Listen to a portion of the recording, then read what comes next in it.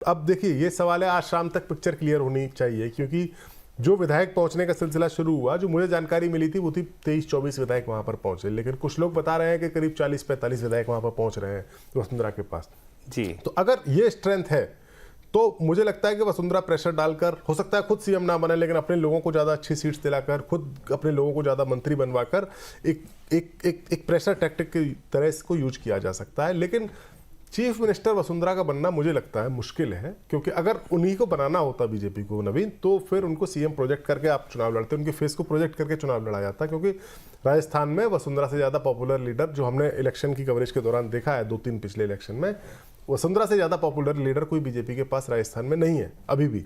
तो अगर बीजेपी को उन्हें प्रोजेक्ट करना होता, सीएम बनाना होता, तो फिर निश्चित तौर पर उनके फेस को प्रोजेक्ट किया जाता। वो नहीं किया गया। इसका मतलब कि बीजेपी की जो हाई कमांड है, या जो कह सकते हैं जो टॉप ब्रास हैं, अमित शाह, पीएम नरेंद्र मोदी, जेपी नड्डा या आरएसएस के लोग, उनके दिमाग में राजस्थान को लेकर किसी और कैंडिडेट की बात चल रही है। मैं वरुण के पास जाना चाहूंगा। वरुण, वसुंधरा को लेकर क्या अपडेट है आपके पास में? कितने विधायक पहुंचे अब तक जयपुर? देखिए, वसुंधरा यकीनन एक बहुत मजबूत नाम है बीजेपी के पास सीएम पद के लिए। बात जब वसुंधरा की करते हैं तो हम उनके जो राजनीतिक करियर है उसको देखना होगा। उनके पास विधानसभा का अनुभव है, उनके पास लोकसभा का अनुभव है, उनके पास मुख्यमंत्री पद का अनुभव है, और ये जो पूरा अनुभव है इसमें दो चीज़ें और जुड़ जाती हैं। वो महिला हैं, उन्होंने महिलाओं के साथ बहुत ज़बरदस्त उनका कनेक्ट है। पॉइंट नंबर 2 कि वो राज परिवार से हैं और उनका पूरा जीवन जो राजस्थान में ही बीता है। तो ये 2 पॉइंट और हैं जो उनके राजनीतिक करियर में जुड़ जाते हैं। तो ऐसे में लेकिन पार्टी की एजेंडी नहीं है उनके पास। जी, पार्टी की एजेंडी नहीं है उनके पास में, तो कितने अपनी ताकत कैसे दिखा पाएंगे अब?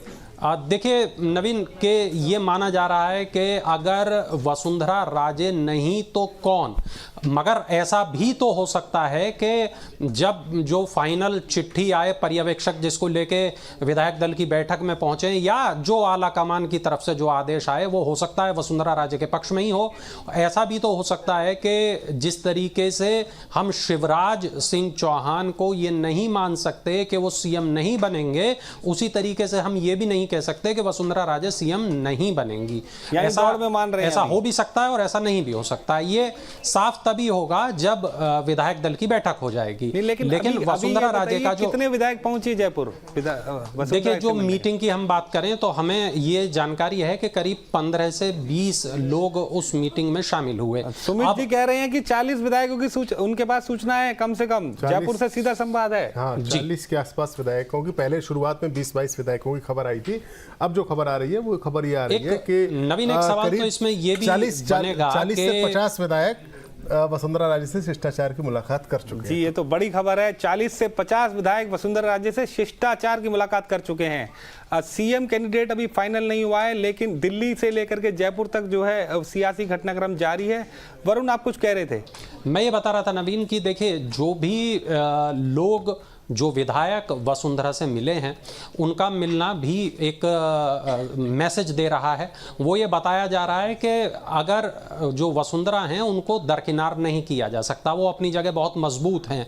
वो मजबूत अपने राजनीतिक अनुभव की वजह से हैं, वो मजबूत इस वजह से हैं कि वो 2 मर्तबा सीएम रही हैं, और उनको पूरी तरीके से एक दरकिनार नहीं किया जा सकता। ये बात बीजेपी के आला कमान के लोग भी जानते हैं।